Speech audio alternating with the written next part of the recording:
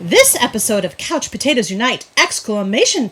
Is sponsored by Blue Bridge Games. For the games and gifts you won't find anywhere else, head to Grand Rapids, Michigan's friendliest local game store, Blue Bridge Games. Blue Bridge Games carries an extensive line of board games, card games, role-playing tabletop games, Magic the Gathering, and more. Stop into their storefront on East Fulton or shop with them online at bluebridgegames.com. You say you wanna watch a drama. You say you wanna watch a comedy. Well, you can watch it with your mama, or you can watch it with your daddy. You'll even sit and watch it with your middle schooler, so you can come and talk around a water cooler. We're watching all day and all night. Couch Potatoes Unite. Whoa, whoa. Couch Potatoes Unite. Whoa, whoa. Couch Potatoes Unite. Hello and welcome to a brand new episode of the podcast entitled Couch Potatoes Unite! Which is based on a blog of the same name because we may not be midwives, but that's what we're called. So call us Couch Potatoes Unite! It's simple. I'm the blogger in question and the self-styled Chief Couch Potato. My name is Kylie and I love TV. If you feel the same, keep listening and or checking out our website, couchpotatoesunite.wordpress.com, as you're bound to find some common ground with something you like. For at Couch Potatoes Unite, we're all about the wonders and the unique long-form storytelling of the small screen. CPU! Hopes have been following releases of brand new episodes of the podcast on Wednesdays, as well as new blog entries on some Tuesdays, and as always, we have several more new episodes on the way. Because the panels and I live lives behind our podcast, the episodes are published once per week. Subscribe to the website or podcast via iTunes, Apple Podcasts, Stitcher Radio, Google Podcasts, Spotify, iHeartRadio, CastBox, Amazon Music, basically wherever you get your podcasts to stay on top of brand new episodes. Episodes already published discuss a variety of shows around the water cooler, including but not limited to Stranger Things, iZombie, The Good Place, Game of Thrones, Grace and Frankie, Mr. Robot, Altered Carbon, The Orville, Outlander, Westworld, Fuller House, Schitt's Creek, Marvel's Agents of S.H.I.E.L.D., Big Little Lies, and The Good Doctor. Plus, new episodes are in the works, including revisits for The Hundred, Supernatural, This Is Us, Charmed, Riverdale, the American Horror Story franchise series panel will talk about Season 1 of American Horror Stories. The DCTU series panel will reflect upon Season 4 of Black Lightning, and the Star Trek 50 Plus series will discuss Season 1 of Deep Space Nine.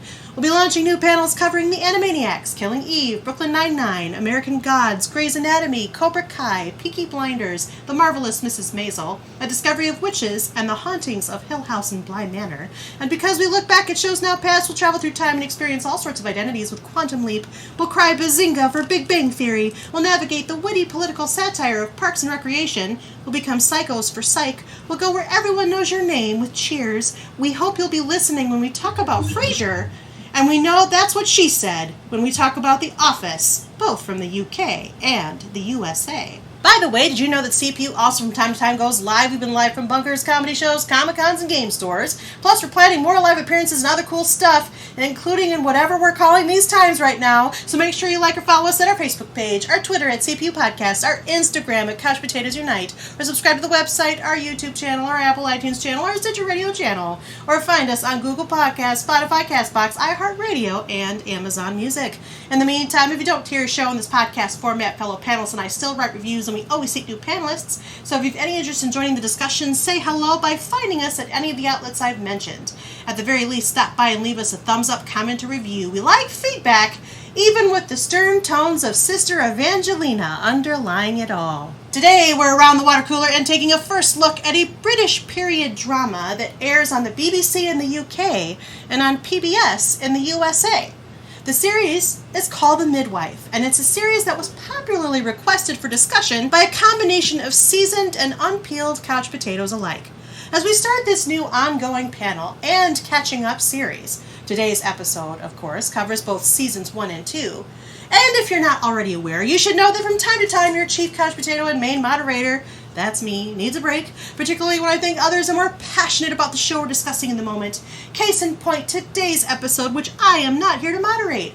Rather, frequent panelist Krista returns to the moderating microphone for this series.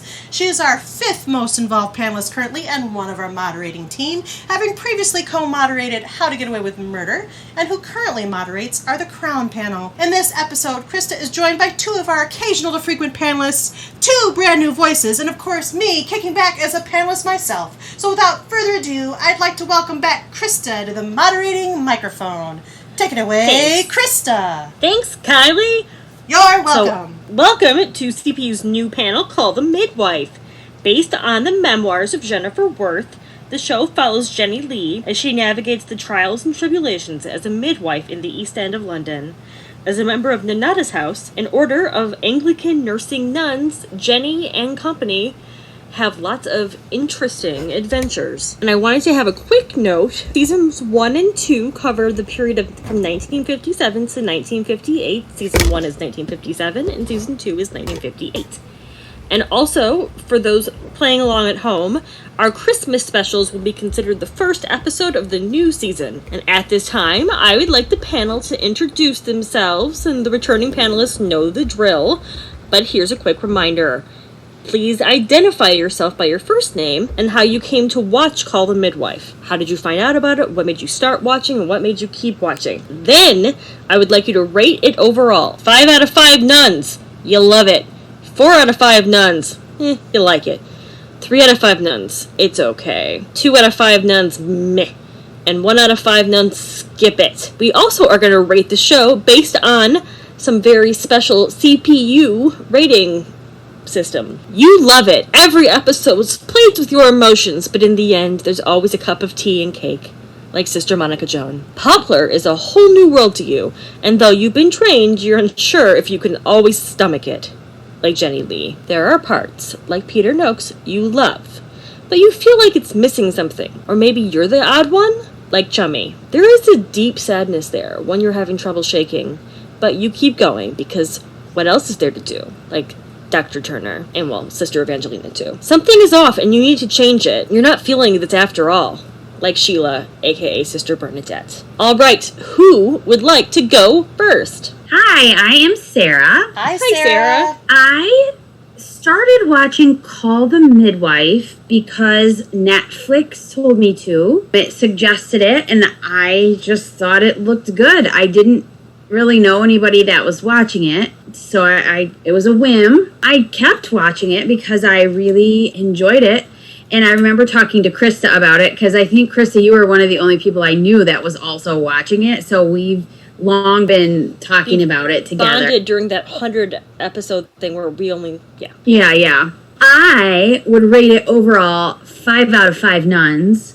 Love it. And I identify most with Sister Monica Joan. I love every single episode, and even though they are super emotional, I always, in the end, really think they do a good job of wrapping up a theme or a conflict, and I want more. Wonderful. Thank you. Welcome back, Sarah. Who wants to Thank go you. next? So, hello everybody, my name is Gina. Hi, Gina. And I started watching Call the Midwife. It was very similar kind of thing. Netflix had kept suggesting it. I am a sucker for period dramas, so I decided I would give it a shot. And I absolutely loved it. I think I watched 6 episodes in one day, which might have been all of season 1 or close to it. And then I was hooked. Definitely, I'd give it 5 out of 5 nuns. And I'd absolutely relate to Sister Monica Joan. It's not always an easy show to watch, but it's just a beautiful show, I think, is the best way to put that. Thank you, Gina. Welcome. Welcome back. Gina has been here before. Gina has been here. Yes. Not with me, but it's our first panel together. I'm Allison. I started watching Call the Midwife kind of in a weird backwards way. I did a semester in the UK in 2014 when I was a junior in college. And at that time, they were about midway through season 3 when I finally found it while channel flipping one Sunday night when I was bored. And I'm like, oh, a lot of my British friends online have talked about this show and they say it's really good. I don't know much about it, but I'll give it a try. And I was absolutely hooked from that moment on. I only got to watch season 3 because that was all that was available. But But then when I got back home and, had access to the good American Netflix, I was able to go back and meet the characters that I hadn't met before, which was Chummy and Jenny, because she'd already left at that point. I love this show, 5 out of 5 nuns, because I think it's one of the shows that does a really good job with portraying strong female friendships on television. We don't always get to see that in media. They either don't have enough female characters to go around, or they like to put them against each other. But the core of Call the Midwife is women supporting women, and I love that. And I'm also totally Sister Monica Joan. I think that the show does a really good job of juggling that big ensemble cast and telling really important stories that still resonate, even though the show takes place 50, 60 years ago. Great. Thank you, Allison. Welcome. Welcome to Couch Potatoes Unite. Allison is a brand new panelist. So that leaves me. I'm Vicky. Hi, Vicky. Hello.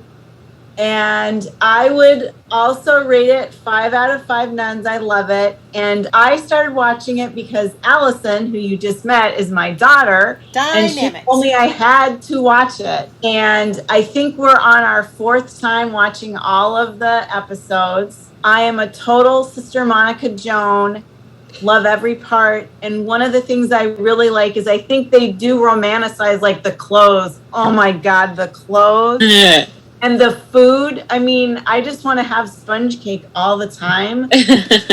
But I think the bare bones, when you get down to the stories and when you get down to the birthing, except they're always like, they look like they're 2 months old after they're born. It's very raw and it's very real. And I really appreciate that because I don't think you get that much anywhere. If it's TV or film, you don't get a lot of realness. And so I really appreciate that. And I mean, and who doesn't love listening to all those accents? Oh my gosh, love it. Thank you, Vicky. Welcome to Couch Potatoes Unite. Because she's also a brand new panelist, because it's a mother-daughter thing, apparently. Well, that is so appropriate for this show. It is appropriate for this show. Hey, I'm going to talk now. Because I'm Hi, a Kylie. panelist. Hi, Krista. Hi. Thanks for welcoming me on the panel for Potatoes Unite.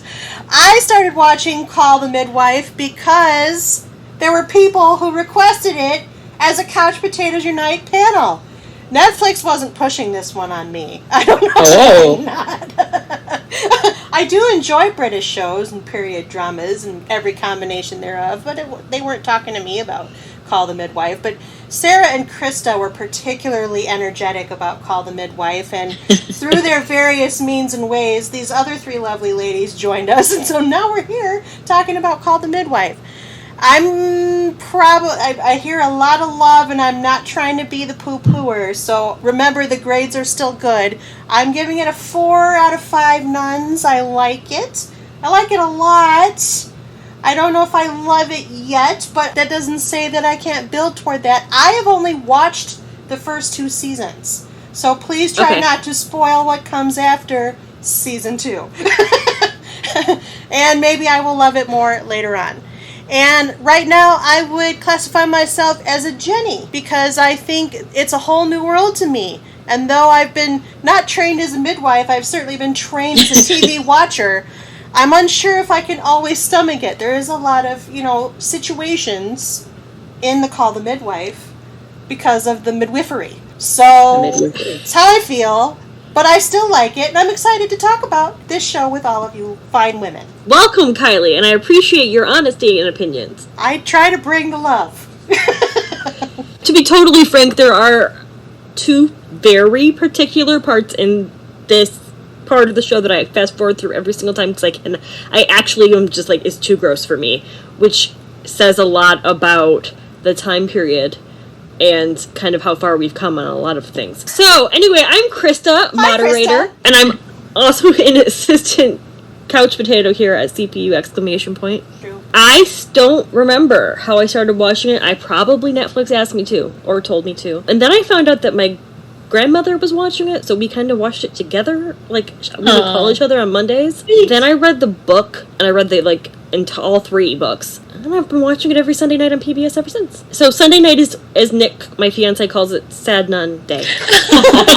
The Sad Nun Show. Krista Sad Nun Show. Which, no spoilers, there's sometimes that's real sad. Definitely for season 1 and season 2, I'm giving it 5 out of 5 nuns. It's just so... These first 2 seasons are so beautiful. And so heartwarming and... real, so the ones that are sad, you're like, I believe that happened, because nothing is too outrageous, and even the outrageousness is very much based in truth. I mostly am Sister Monica Joan. There's a little bit of Jenny, just because like I said, there are parts that like really kind of are too sad, which is a privilege to be able to say. So yeah, that's me. Welcome to the moderating microphone, Krista. Yes. It's interesting that I love this show because I don't want children. Same. Which everyone always points out to me, of you don't want children and you are afraid of pregnancy. But yeah, I think this show actually solidified that for me, honestly. Really? I just rewatched this and just recently had a baby. Like, I have a 7-week-old baby. And I was just like, good on them. I'm going to get my epidural and enjoy my modern Western medicine. But I didn't really think about it too much. I mean, it made me glad I wasn't giving birth in 1950 in the West End, although they had very lovely midwives. But yeah, some of the stuff they don't do anymore, guys. Like, the enema. You don't have to have a hot water soap enema. They don't do that glass anymore. Enema thingamajig. Nope. They don't do that. That's a huge relief. Yeah. So don't let high that and scare you. High and hot and a hell of a lot. Yeah. With me. So let's start at the very beginning. A very good place to start. Jenny arrives at the West End. Oh boy. Jenny arrives on the East End in Poplar and joins Nonna's house, where we meet everybody. Sister Evangelina, Sister Bernadette, Sister Monica Jones, Sister Julianne, Fred, Trixie, Cynthia, Dr. Turner, everybody, Timothy. I really enjoyed, personally, that we met everybody in that first episode. Except for Chummy. And Chummy came the very beginning of episode 2. Yeah. And she's such a wonderful actress. I love her so much. So, having everybody there from the start, it wasn't a slow trickle. It was like, here are our friends, and here's the people you need to know about. Now, remind me, was episode 1 with the one with the flu and the soot and the baby? Yeah. Yes. Mm-hmm. What did we think about meeting everybody? I think it was very, watching Jenny meet Sister Monica Joan first really kind of set the tone of how life works at Nonna's house, because a lot of times Sister Monica Joan is one of the only people that's like constantly there. Mm-hmm. And she is so, I don't want to say moody, but one day she's very coherent and helpful and on the level, and then another day she's lost in her fantasies, or she's playing a prank and making Jenny eat all this cake or whatever. And so it kind of like set the tone of Jenny being really thrown off. Like, she didn't know she was coming to a convent. She doesn't know what to expect. She just became a midwife, and she's really uncertain. And I think that was a really nice like start to everything. I think it put us kind of in her shoes, in that we're meeting all these people and it's kind of overwhelming, and it was overwhelming to her. So I thought that was an interesting way to kind of juxtapose all of us with her. And I love that cake is a theme throughout everything. We always want cake, and as much as we possibly can get of it. And it just makes me think of the deprivations that they had during the war. Mm-hmm. There was no sugar, yeah. And you lived there, Allison. They say pudding, but that just means dessert, right? Dessert, yeah. Okay. Yeah, just any kind of dessert is pudding. That took me a while, because I'm like, why are they always eating pudding? Like, what's happening? Sometimes, especially in like I don't want to say lower class, but like in those kind of homes that they see in Poplar, when they say tea, they actually mean dinner. That's like the big meal of the day is tea.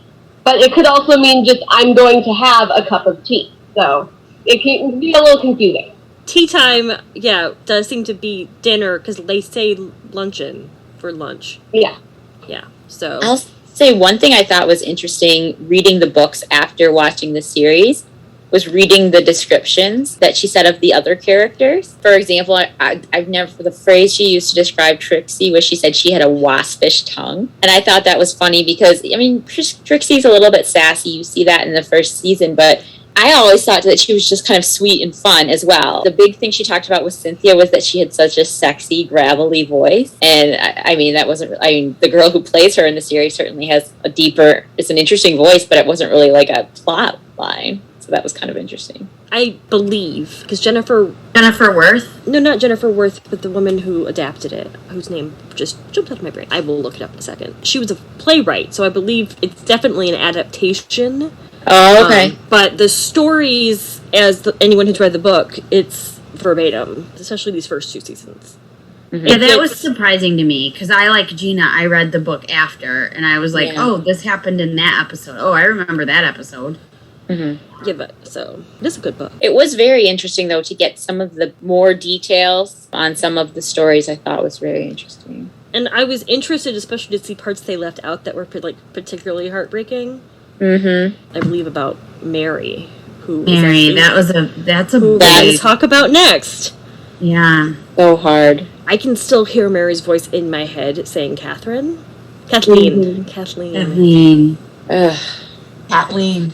So for those who are not familiar with episode 2 of season 1, Jenny befriends a teenage runaway named Mary, who is Irish and has begun entering sex work in order to survive, and finds herself pregnant, and her baby is taken away as soon as she has it. And I think what was so hard about that is she didn't really know that was what was going to happen. Like, I think she thought that she was going to this house and they were going to help her. And I think Jenny thought that too. Like, yes, that's really what it seemed like. And then it just was so heartbreaking.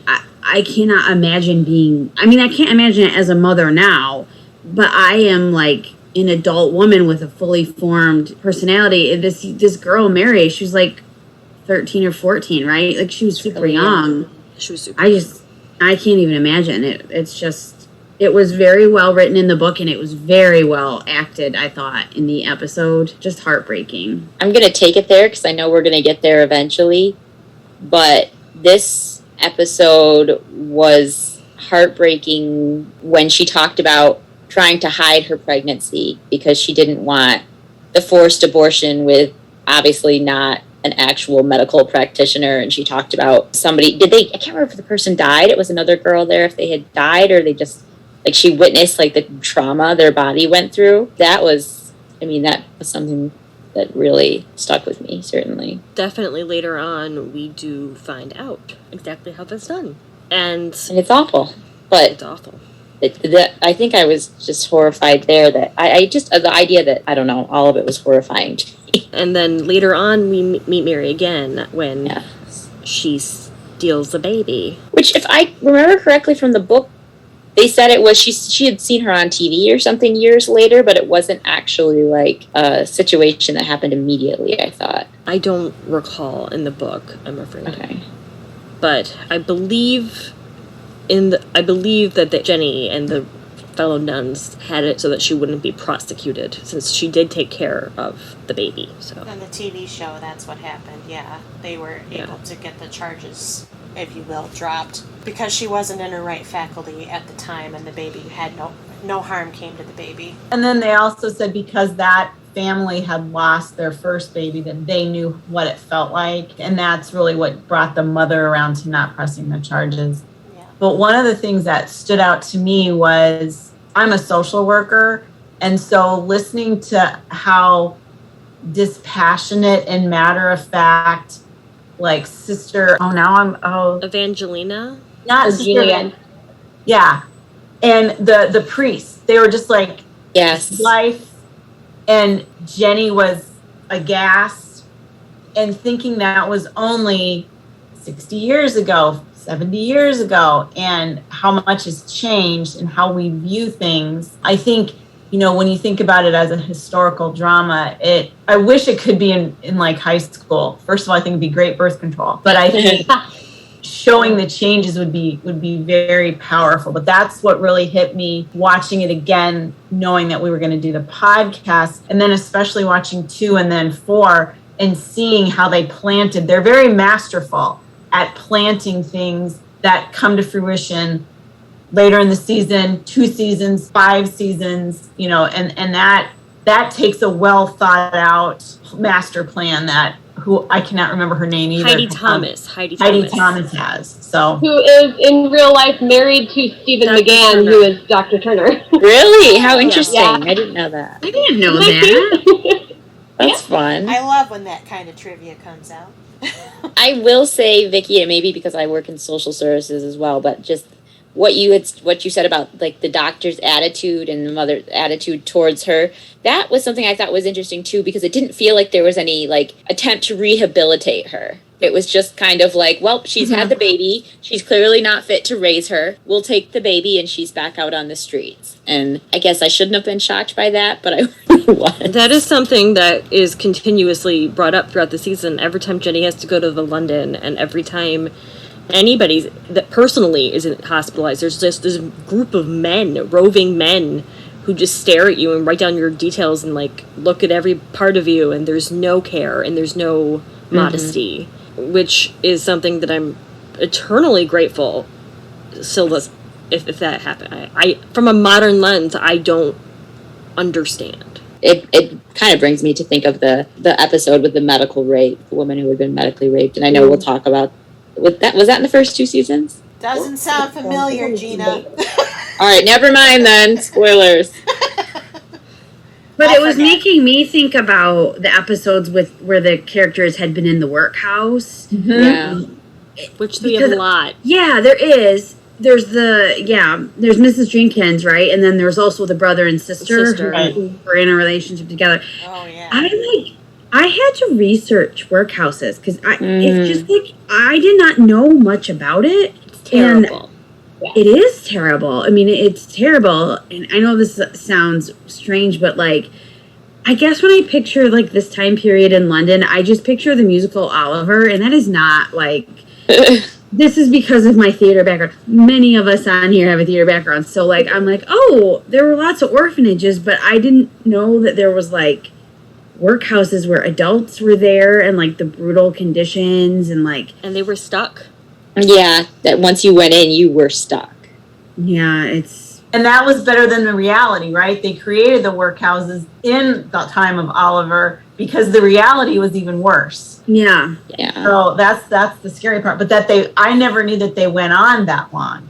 Mm-hmm. I mean, That was shocking. Mrs. Jenkins got out in 1934, which is like the middle of the Depression. So yeah, let's stop the workhouses. But that was crazy. Yeah, and just the fact that like your kids aren't with you, you won't see them again. They don't keep the family together. I can't comprehend that. Like that's just so. But there was a time when children were not valued. Well, right. I mean, but she valued them, but she just didn't have a choice. But, like society. The value on children was different. The expectations were different for children back then.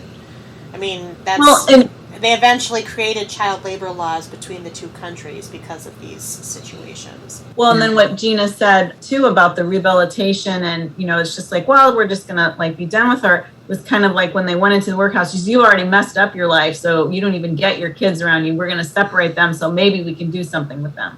Then they all died anyway. Yeah. And they let her leave with a sewing machine. Like, here you go. Yeah. You can go make your way now. Yeah. No, the Mary situation reminded me a lot of the movie Philomena. Did anybody else? Judi Dench recommend? No. Real sad. Real sad. Stunning recommendation. Watch the movie. It's real sad. Steve Coogan, Dame Judi Dench. It's upsetting. It went from sad to upsetting. So, on perhaps a lighter note, okay, to pull us out of our misery, one of my most favorite moments in season 1 is when Jimmy is hiding in the closet. And Fred and Sister Monica Joan, I thought that was kind of a nice, at least playful element. They're pretty good at interspersing something funny or something fun and light in the mix of all of this tragedy. The baby champ and the dancing and the records. Because they still are young women in London, which is still pretty cool. And, you know, Chummy and Peter. Yeah, when do we get to talk about which of the midwives is our favorite? Is it Chummy? I'm picking Chummy. I do love Chummy, but she is not Chummy. my favorite. Who's your favorite? I'm guessing it's Trixie. I love Trixie. I knew it. Yeah. They do so much with her character, and I feel when I first saw her on screen, I was like, I don't think I'm gonna like this girl. Really? But in spite of that, I did. Yeah, she just was too cute. She looked like a Cupid doll with her big eyes, and I was like, oh, I don't think I'm gonna like her. And then I just love her as a character now. But Trixie's one of the ones that when you start out, that episode 1, you do think that. But then by the end of episode 2, especially after they help the poor young woman on the ship. Yes. Then you just see her, and then I don't want to spoil it, Kylie, but there's a lot of character growth in her. There's so many layers to Trixie. She's one of the more amazing characters probably in television that they've allowed her to grow and change with the times. Again, you go back to history, she would be a great one to follow, for kids to follow through the whole time to see, you know, the societal changes and how that really affects her. Okay. Well, I'm looking forward to it. I like Trixie second most, maybe. I don't know if it's fair to rate Jenny third, but I think because, and I know this is bridging a little, it's season 1, season 2, her long-suffering love for Jimmy is kind of weighs me down a little bit. So It's not forever. Okay, good. Whew. I did not love that I wanted more backstory on her tragic love affair that led to that. Yes, me too. Because you get the phone call, even in the books, they just kind of brush over it, some married man she's in love with. Right, Great. that's what, they tell you, but that's it. There's no more. Yeah, I need more of the sordid details, because Jimmy seems like a fairly big swing from the married man. Right, he's like the safe boy she grew up with. but he's a good rebound if she's, a lot different than a married man. He's like Jimmy is unemployed.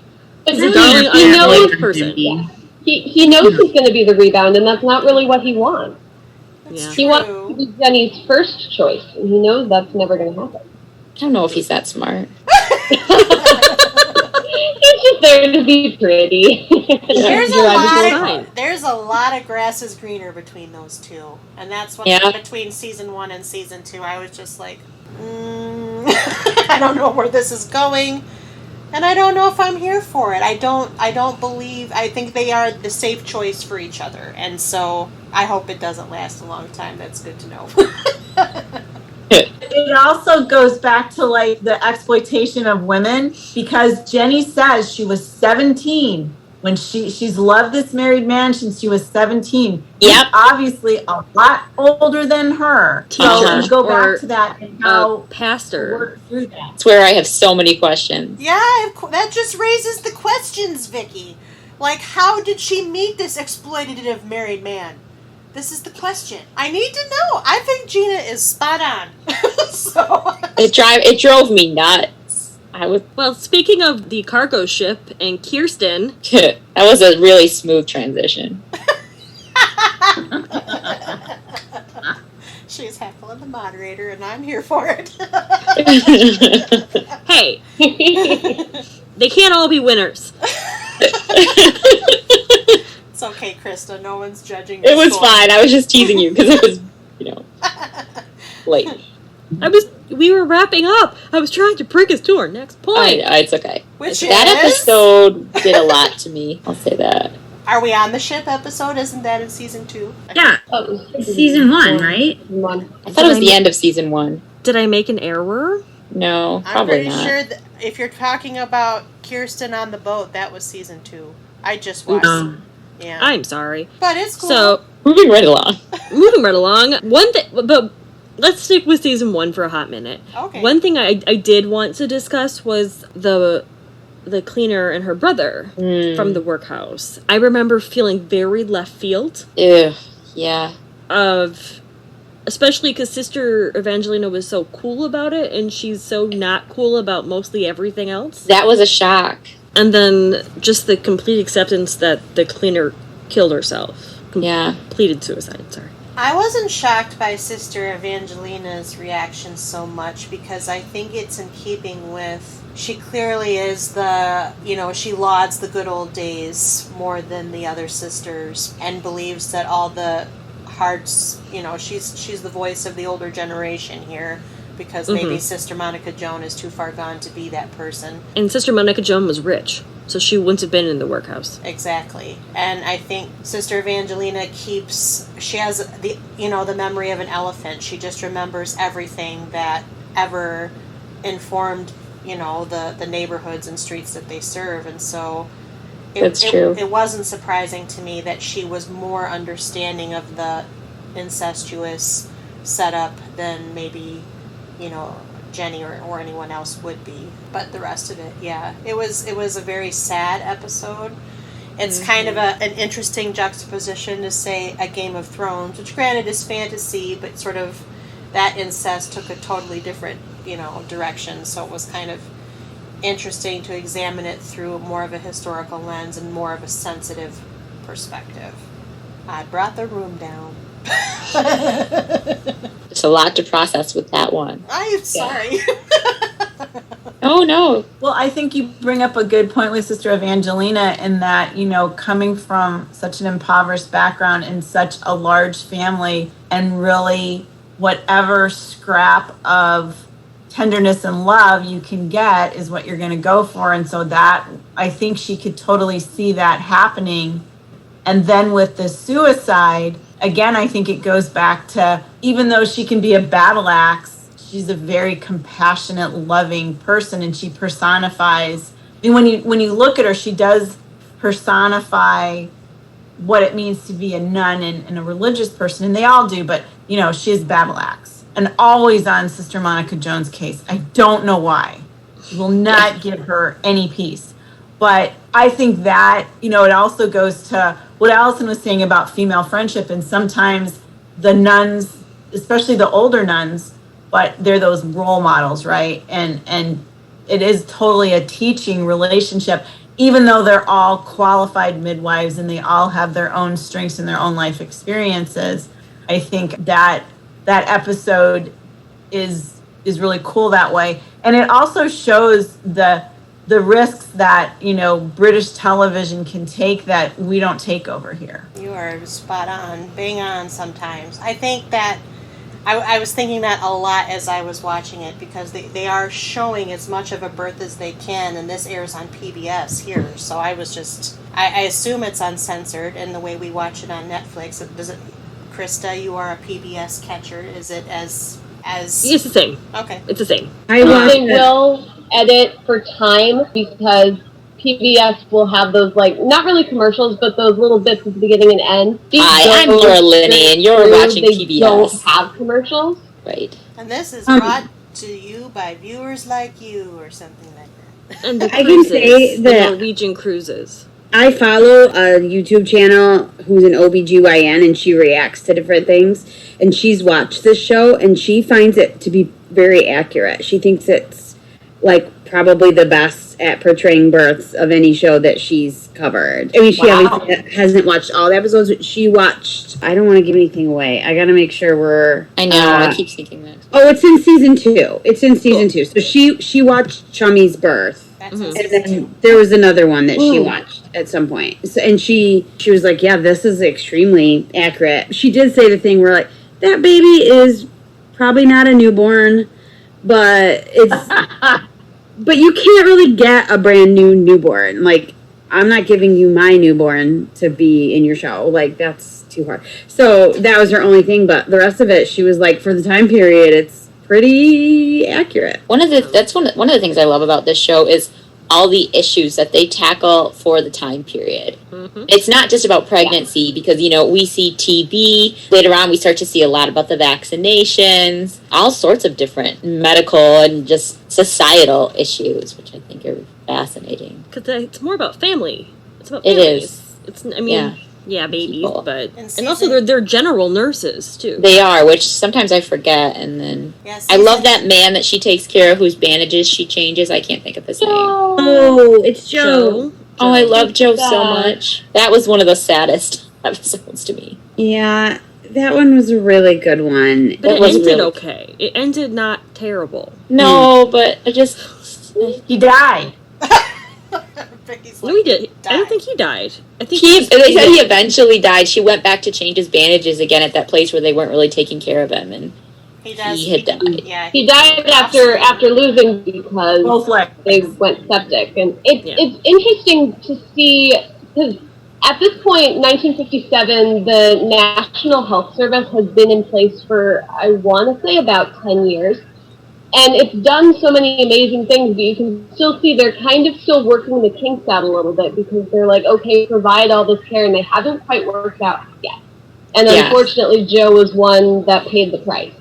Yeah. Well, as we Well, wrap, and then the fact that okay, we're just going to condemn this, and my favorite is Fred at the beginning, like shoveling the rubble from the war. It's 12 years after the end of World War II, and there's rubble everywhere. years later. Isn't that they're amazing? Still, like condemning stuff, and then okay, you have to just go find. We might be able to rehome you, but they didn't. I mean, they shoved him in some old folks' home. So that to me is shocking. I never knew that. I never thought that there would be rubble for decades.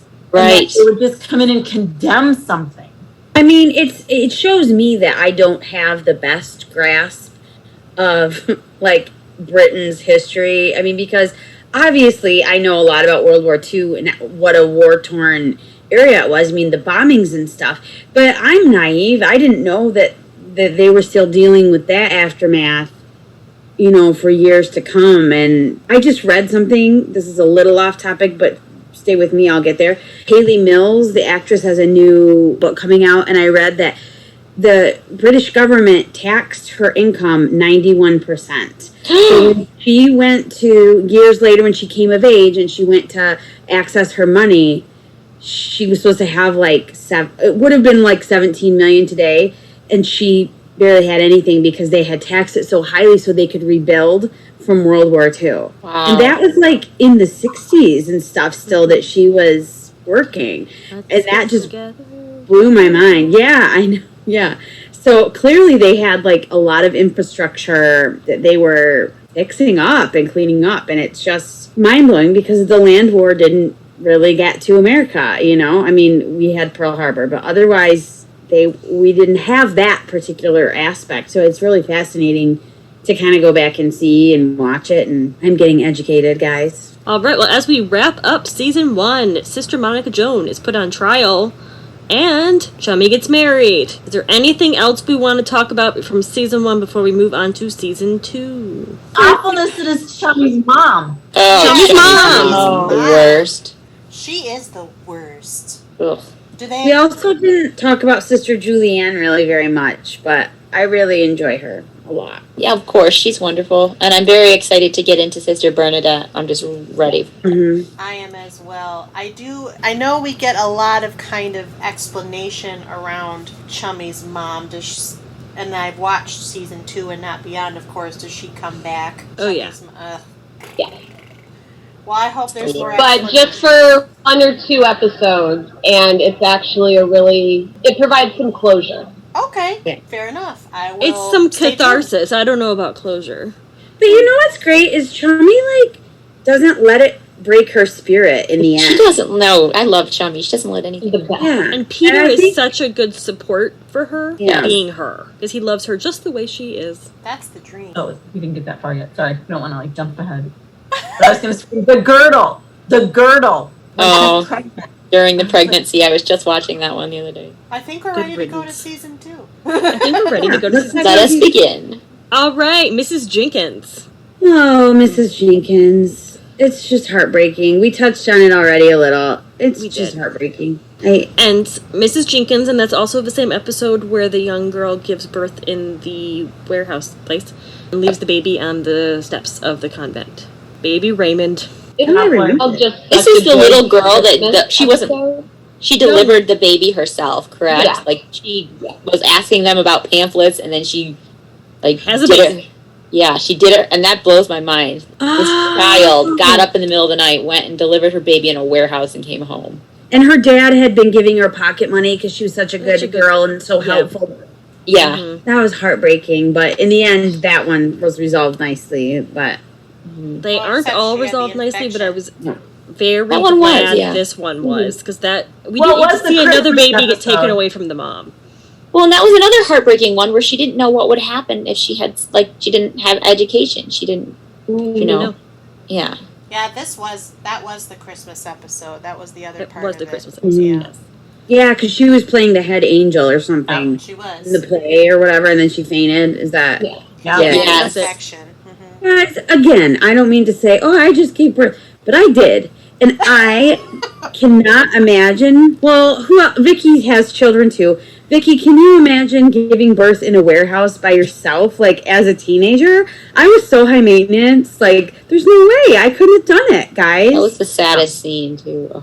Yeah, just the strength she must have had. How scared she must and desperate she must have been to like get to that point. I cannot imagine. And she clearly loved the baby so much, but she just didn't want her parents to be disappointed. And then the beauty of the cinematography of that scene, because you have it's cutting between Lynette in the warehouse, and then I think the nuns are at chapel, and you've got, Sister And they're Bernadette singing. with her angelic voice. She literally has the voice of an angel. It's like holy grail of Christmas specials for this show, and there's been a lot of good ones. It's not my favorite Christmas special, but it's up there. I would agree, but it's up there. So then that brings us finally to the ship. I made a transition that makes sense now. What? What? Yes, the Kylie ship. calls me the queen of non sequiturs for a reason. With love and affection. Love and affection. I've gotten a lot better. So, and this is also the episode with Molly Brignall. It's Jenny's birthday, and she goes and visits a woman who's in an abusive relationship, and she's pregnant. And her flat is filthy, and her husband is screaming. And won't let her mom come in.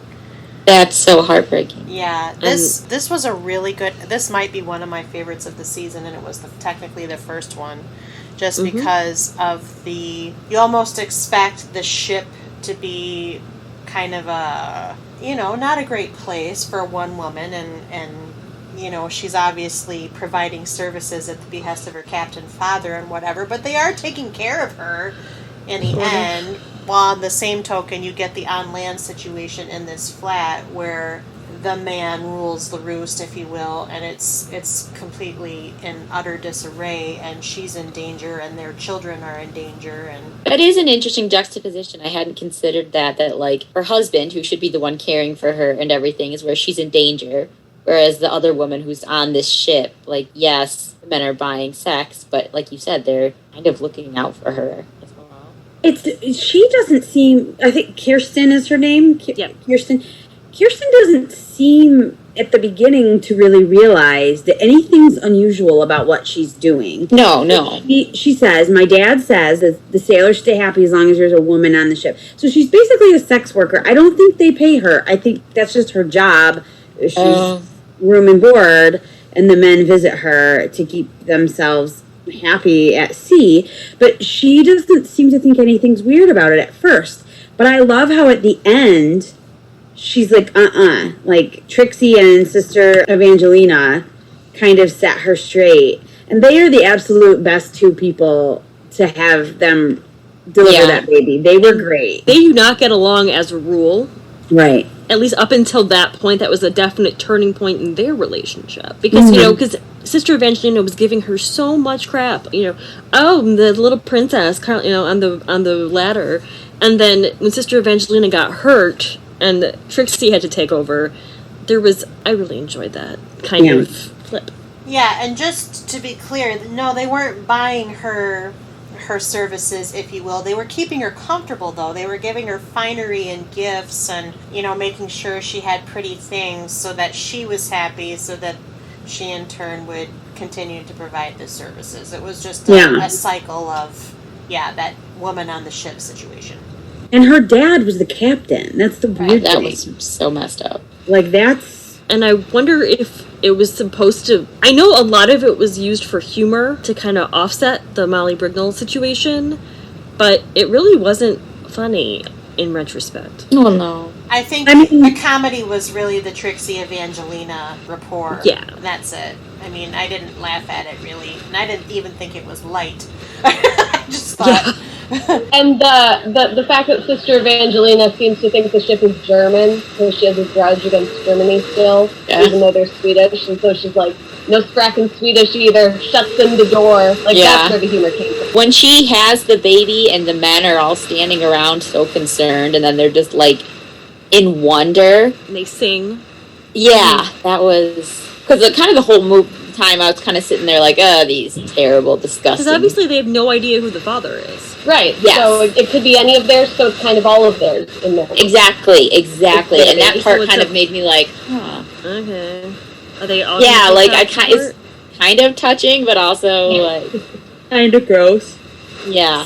So, Like, so many things on this show. The thing about the Molly Brignall storyline that was so sad to me and frustrating is that she had a way out. She could have gone to stay with her mother. Her mother wanted her there. She so very easily had a different place to be that was safe. But yet she was so abused and manipulated and gaslighted by this man that she couldn't see it. And then at the end, wasn't she arrested for sex work? correct. After she left. And there was a fire situation. I was just going to say, this was the one with the fire where the children and there was locking inside. And They were being drugged so that they wouldn't cry and alert the neighbors when she would leave them for hours and hours. But they were actually arrested because of that and charged and found guilty of neglect. So she never was charged for like prostitution or anything like that. And I thought that was an interesting way to end it instead of like rescuing her. I thought that was, again, very true to the period and not what we're used to seeing. And very true to abusive relationships. Most women don't leave the first time. Yeah. I mean, or the second or the third. And I think the priest was talking when in the episode with Mary, he said they're so that they don't see it as abuse. Like he mentions it in the context of Mary being swept up with prostitution, but you can see it with Molly as well. And not to spoil, but there are some other episodes that deal with domestic abuse in future seasons that take it a bit differently, including dealing with how divorce worked back then and the rights that a divorcing woman would have. So it's interesting to see in this episode the seeds that are going to kind of be planted later on. Yeah, again, like to look at it through a modern lens, it feels so much like a snapshot in time of what the different mindsets were for me, you know, just the attitudes around that stuff. And I don't know, just so much misery that you see. I do like that the grandma got the kids in the end. Yes. Chummy and Peter go to Africa, and Jenny goes and hangs at the London. So the kind of middle of this season, we have a lot of kind of, they almost feel like filler to me personally, or we have a lot of like little poof, poof, poof. Jenny's at the London, and then Jane has this date with Reverend Thornton Appleby. But then we get to Sister Bernadette and Dr. Turner. So, Can I talk Gina doesn't look happy. No, I'm smiling because I like them. Oh, okay. I thought, like, you don't ship them? Like, every... No, of course I ship them. What am I, a monster? Vicky, were you going to say something? I was going to say, before we talk about the loveliness that is Sheila and Dr. Turner, and I don't want to spoil anything, but I think it's with the storyline with Cynthia losing that baby, to me, that sets her down on a path that if you go back and rewatch, you're like, oh. And it's almost the same with Sister Monica Joan. Yeah. But Sister Monica Joan keeps coming in and out of dementia, which I know happens, but it's like, to me, this is the one part of the whole series that doesn't seem to have a point, except Sister Monica Joan goes in and out and we don't know what she's going to be like episode to episode. So that's my one tiny little thing. But I think this thing with Cynthia losing that baby, that is huge. And you have no idea how huge it is. You kind of see it, I mean, a little bit later in the season, but that is like the whole turning point for that character. You can't know it until you look back 3 or 4 seasons. Agreed. So, Sister Bernadette has TV. Discuss. That's no kind of segue. I'm trying to be quick due to my rain noise situation. Sister Bernadette as TB. So here's my question, because I'll confess that I watched season 1 earlier in the spring, because what I typically do when I decide whether or not I'm going to moderate a panel is kind of watch the first season, see how I feel about the show, consider there are panelists that ask to moderate, so that kind of happened. And so as I was thinking through season 1 of Call the Midwife, do I just forget that they seated Dr. Turner and Sister Bernadette earlier? Did I miss that? Or, because to me, it felt a little like, where did this come from? Oh, I always felt the chemistry, which There I was... there was always a little, like, let me help you, doctor. They just really got along. Like, she was sewing buttons back on his coat for him and, like, checking on Timothy and doing different things. I guess And you also get... But before the romance really starts to take root, you also have that beautiful scene when the girls are going to the dance and They're she looks in the laughing. mirror and she takes off her habit and she lets down her hair, and that's the first time you realize, oh, she's not all in on this life. She's wondering what would happen if she'd taken that other path. Mm-hmm. Agreed. I remember that, Allison. I had always kind of picked up on the idea that maybe Bernadette wasn't quite the, I don't even know if she's full habit or postulant at this point, but just wasn't quite all the way in. But I guess I didn't pick up on the chemistry, at least earlier. Now, in this season, of course, they turn up the volume quite a bit, and it's unmistakable. But in the first season, I just thought to myself, okay, well, maybe they just are, I don't know. Maybe it was, and maybe I was just being naive, or like, they're a nun in a physician. This is just whatever. I don't know, but I did not remember that. So then when I was watching season 2, which happened very recently, I was a little taken by surprise, although swept up in the whole thing. Yeah, I very much like. I love it Bernadette when I love it that one little moment after the one twin gives birth, and it's been a horrible birth, and it turns out to be twins, and they're slapping and fighting and stuff, and they share a cigarette, and then she just rides off. To me, that's like that says it all. That to me was like that turning point, and I didn't mean to interrupt. Sorry, it's hard to tell with the green things around the square. I was just saying that I really like Bernadette / Sheila. I think that she is such an interesting character, and yeah, I was thrilled because when I remember feeling like there was some chemistry, and I was like, but they're never gonna hook up, they're never gonna make it happen on the show, and then honestly, the TV was kind of worked in their favor. Correct me if I'm wrong, if this is next season, but when Timothy and Dr. Turner go to get her, and Timothy yells, "It's the woman in the wrong clothes!" Truly, I remember that it's like it's the season finale. Yeah, it's the season finale. I ship it real hard, and Timothy being all in on it, so cute, was so important. Yeah, and because Timothy, after his ex-wife or his widow, mother, his old wife died. I know that the sadness of Dr. Turner was kind of like a focus in season 1, and how he was kind of he needed someone to help him. She had been gone a while though, hadn't she? I believe he maybe died in childbirth. Or no, we don't. A year? Okay. Really? I thought it was. Yeah, in the first Christmas special, he has a line about how it's going to be the first Christmas without Timothy's mother. Oh. Okay. So by the time that Patrick and Sheila get married, I think it's been about 2 years. But I mean, Timothy was old enough to know her and have memories of her. Yeah. That does bring us back to something we discussed briefly earlier, which is the abortion. Awful. This episode is one of those that I've seen a ton of times, and it has really struck with me that the love between that couple and how much he didn't want her to do it was something that has always stuck with me. And I was so pleased that in this instance she did not die.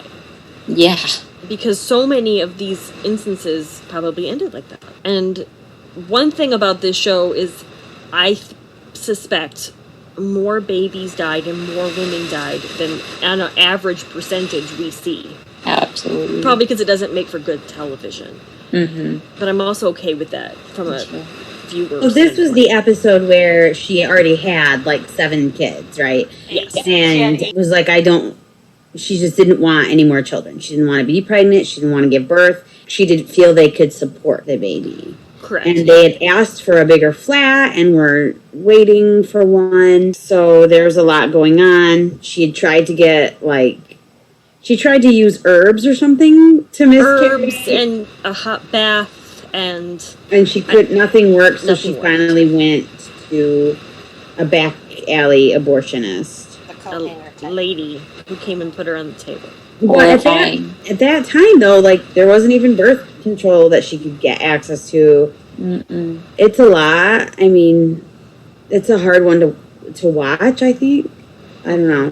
Definitely. I don't want to get too political either, but the timeliness of watching that episode in this season around right now when abortion stuff is at the forefront of the news was not lost on me, and I was kind of haunted by that one for a while. And again, I think it speaks to their ability to really hone in on those social issues. And I mean, I don't think they do it politically. They're just doing it factually. This is what happened. And, you know, she should have died, but because it's TV, we're not going to make everybody die. But I think we as modern women, we can't even fathom what that must have been like. I can't even go there. The lack of control over all parts of your life.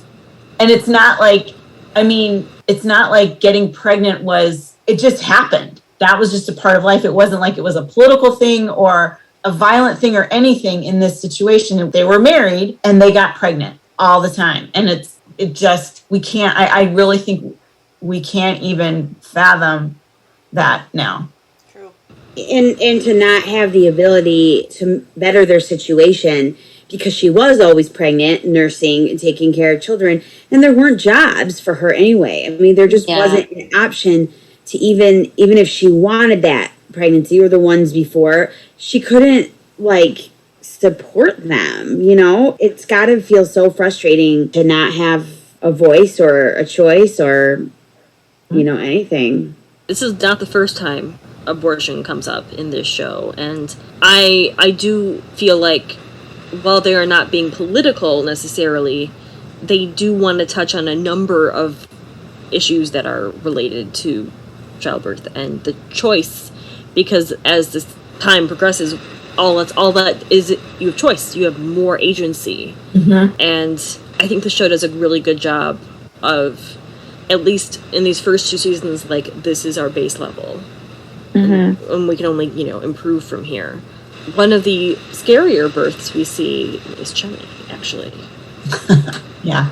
Chummy was in labor, right? And then she had a placental abruption, which is where your placenta tears itself free from your uterine wall so that the baby isn't being supported anymore by your respiratory system. And also you have a big bleeding wound essentially inside. So it's risky to the mom and the baby. And I cannot even imagine how scary that would be.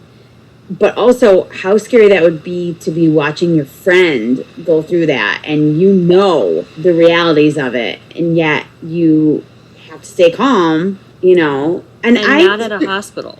Right. Well, they called for the flying squad, right? But remind me, wasn't it Trixie who was the calmest? I feel like it was. Yes. She was very to the point and was bossing everybody around and telling them what to do, even more so than Evangelina. But Trixie's very good at, A crisis. She is. She's got a cool head under pressure, which we find out in that ship episode. Yeah. So, and in many ways she's underestimated, and that's when you kind of see what her mettle is. So. Yeah. I think one of the things that episode in particular really pointed out to me that still really rings true today is just the randomness. Here we have a nurse, and she was in Africa, but I'm sure she took as good a care of herself as she possibly could have. And this happened. And we have other people who, it's almost like, and I'm sure it's not the luck of the draw, it's more scientific, but, some people have complications and some people don't. Or how Dolly, Fred's daughter, had eclampsia with the second, and usually you don't have that. That's with the first. And it's like, you never know. Even now, 50% of pregnancies and labors have some sort of complication. And so it really is, it's a miracle that any of us are alive. I really think that. I mean, it's just like so many things could go wrong. Dolly had eclampsia and was totally fine, and then that woman in season 1 had eclampsia and died immediately. This is a non sequitur, and I'm sorry. But we have not talked about the lady that comes in who's super shy, that grew up... Jane, right. We've not talked about Jane. And also, one of my favorite moments of the season is when Chummy returns, and she's brought all these lovely gifts from Africa, and she's even brought a gift for Jane! Yeah. Of course she did. She knows what it's like to be the awkward person, and like... It was heartwarming and nice. That's all I want to say. And then Jane and the Reverend Appleby Thornton. Yes, him! Unexpected and also heartwarming. Jane had such a tragic backstory about, I don't know, I can't remember how much of this they showed in the show, but that she was kind of a confident little girl, and then because of what she endured in the workhouse, she kind of was, I don't even know how to say it, but she seemed to have some cognitive issues almost. Well, I think trauma, I think she explains it. She actually gives a whole rundown of it to Jenny as they're walking through that home when they're trying to consider what to do with the baby who's born with spina bifida. Right. And so she kind of talks about that, but it's the trauma that sort of forces this. I don't even think she has really cognitive impairments. It's more of a social anxiety. They just don't call it that. But she explains it. And I really enjoy that character because at first I thought, why is Chummy going on a mission? I am opposed.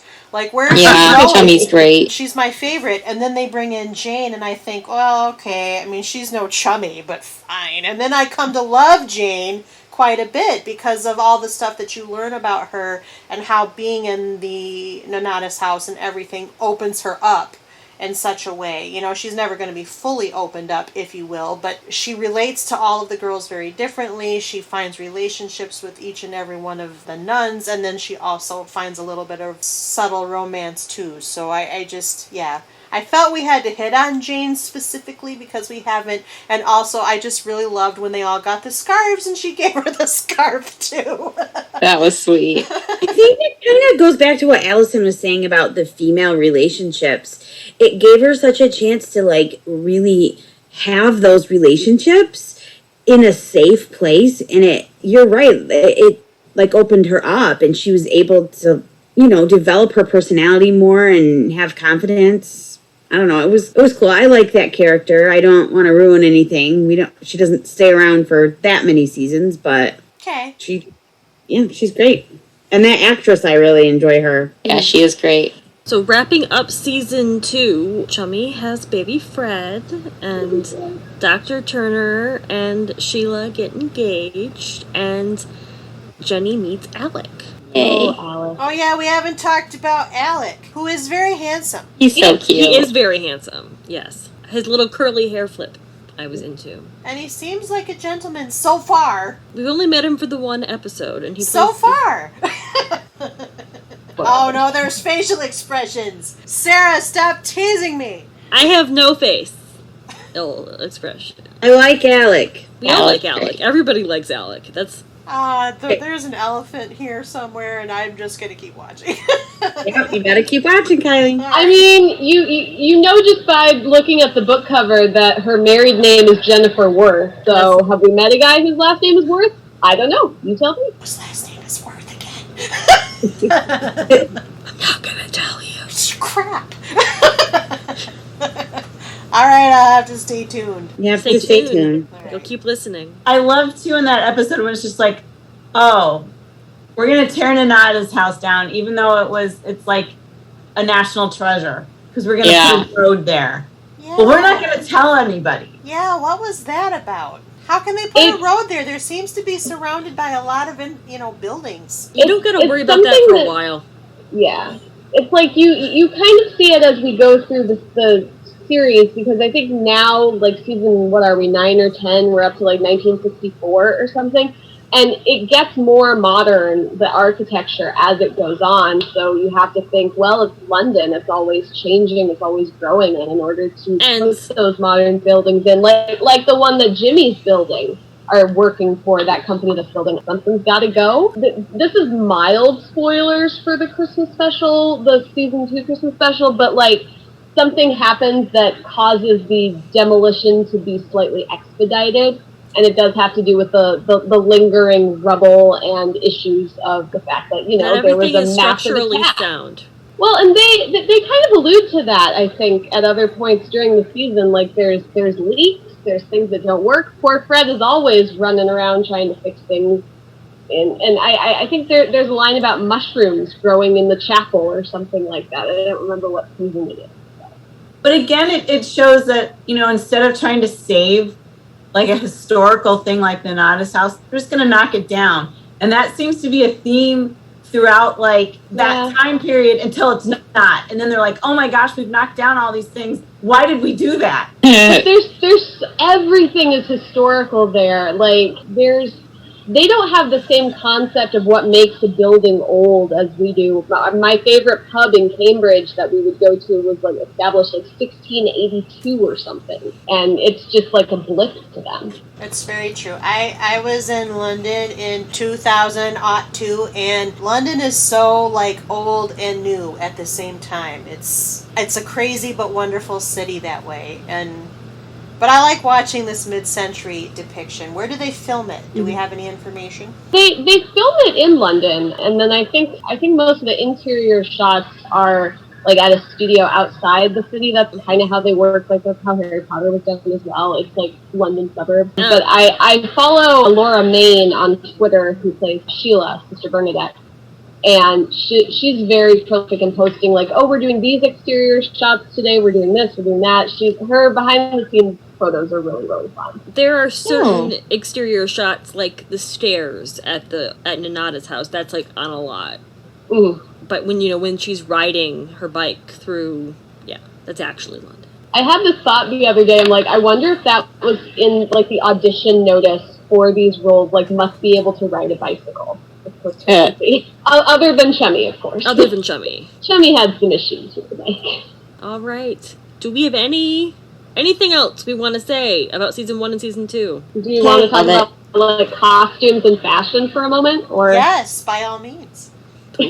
I think that the costumes are some of the most fun things because each character definitely has their own sense of style. You've got Trixie is like the fashion maven, and she's the one who's always like got the latest trend. And then Jenny's a little bit more reserved, but still fun. And then Cynthia doesn't quite know where she fits in with all that. And then there's Chummy, who just is glad that she can make her own clothes so that she can find things that fit. But I love all the little details of like the different colors, and even like on the set you'll see like the little pictures that Jenny's glued up behind her bed, which isn't a costume, it's a bed dressing, but still just ways that the characters show their personality through clothes. And the 50s are such a fun time because you have so much going on in fashion, and even getting into the 60s. I think Heidi Thomas said they could do a whole episode on tights. Like, that would be the plot, would just be Trixie wearing tights. Or like the mini skirt is coming. I know it's coming. And it's just fun. And even the little midwife uniform. Yeah, when that gets a little update. The midwife uniform is legit. Like, especially at the London, it really was designed by whoever they said it was designed by. I forgot.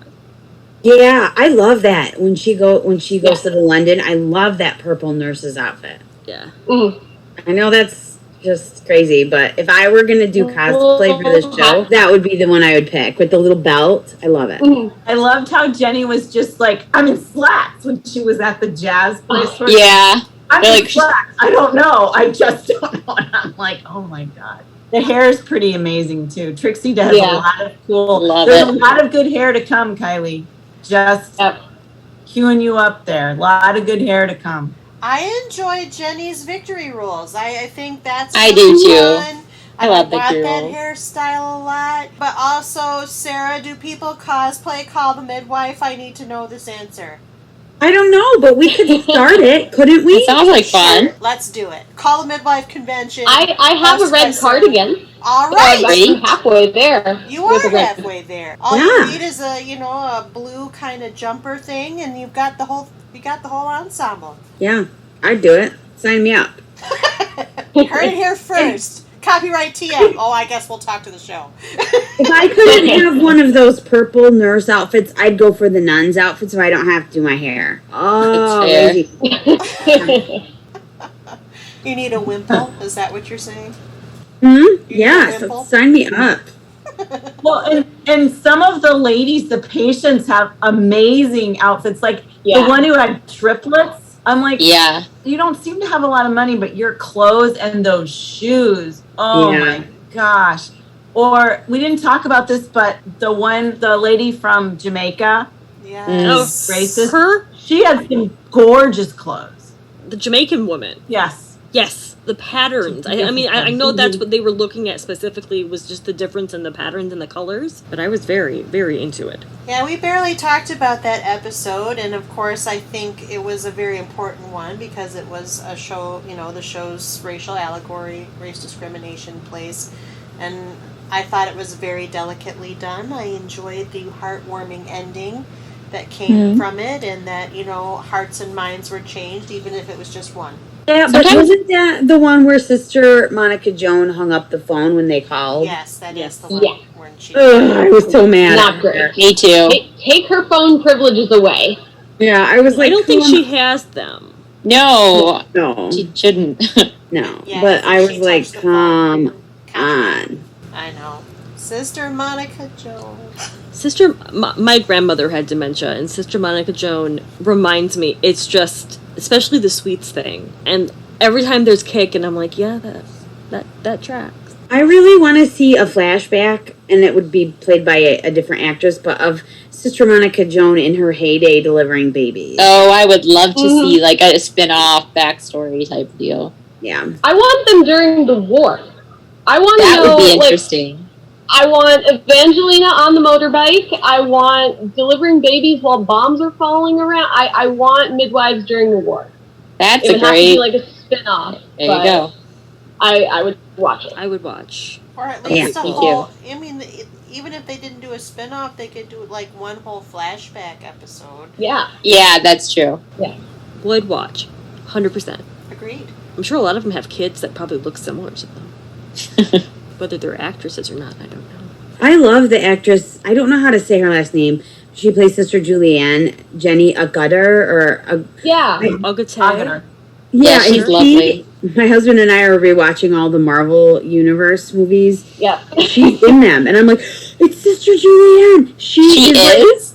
She is. She Yeah. is. Okay, I might get the ones confused, but I think it's the Avengers Part 2, Age of Ultron. Okay. She's in the first Avengers as well, but she's kind of a hologram in shadow. She's on the Security Council. Yeah, she's on the Security The Council. most is Captain America: The Winter Soldier, because that's when Natasha Romanoff pretends to be her. That's the one I'm and thinking does of. the big Okay. reveal, takes off the wig and the mask.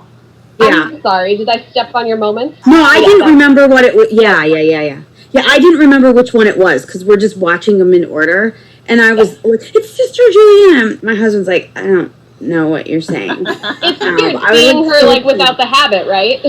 Yeah, but I mean, when she was young, she was in the movie Logan's Run, and she's like, her costume is like a piece of scrap cloth in that. Like, she's a young babe. So I can love see her. that. She does it all. Good job, you. This is as much a cue to rewatch Captain America: Winter Soldier as I've ever heard. So there you go. I did not realize. I wore my WandaVision shirt for the occasion. Awesome. No, I didn't know we'd have to talk about it. Someday we'll talk about it. We're going to transition this is a plug for the future, Krista, and I know it's a comic book property, but you're just going to have to be okay that we're going to talk about the MCU TV on Couch Potatoes Unite. Oh, I know you do. Okay, I'm just saying. I'm But very aware. I have a template called comic book no, I TV know. shows. The joke was you don't like to talk about comic book movies. It went over your head. That's fine. We're gonna I know what Captain America Winter Soldier is. I'm not a plebe. calm down. What I'm saying is, Sister Julianne was familiar, and thank you for placing her. Yes. I know things. She's because I don't really fun know to watch, like the Star Treks. Allison, repeat what you were saying. Krista was trying to do things. Because Jenny Agutter is, she's of a certain age, so she was around during all this stuff, and she talks about, because I think she was living in another country as a child and then came back to London in the 60s, so she kind of has that first-hand. Like, I'm really excited that we're up to 1963 now, because a London midwife cycled off to attend my birth in 1963. Oh, that's cool. That's fun. So cool. That is really fun. That's cool. Yeah, it's like, it's a period drama, but we're not that far removed. I mean, my dad was born in 1956. Yeah. And the show begins in 1957. Like, it's not that long ago. Right. 65 years. Dad, if you're listening, we've aged you. Sorry. What? That's funny that you said that. My mom won't mind me sharing. He probably will not listen. He does not watch the Sad Nuns. Okay, fair enough. Hashtag Sad Nuns. That's our episode. Great. Sarah, Nick will be so pleased. They're just sometimes sad. No, I was just going to say it's my mom's 65th birthday today, so that was happy pretty. birthday. Yeah, happy birthday, Mom, if you're listening. I don't know if she'll listen to this because she doesn't watch this show, but she might. But yeah, she was born in 1956, so it's like, Perfect. not that far removed. Yeah. My parents were also born in 1956, and I thought they were 64, but they're 65, obviously. I was just having that moment of, duh. Math Krista. aneurysm? Yeah, kind of. All right.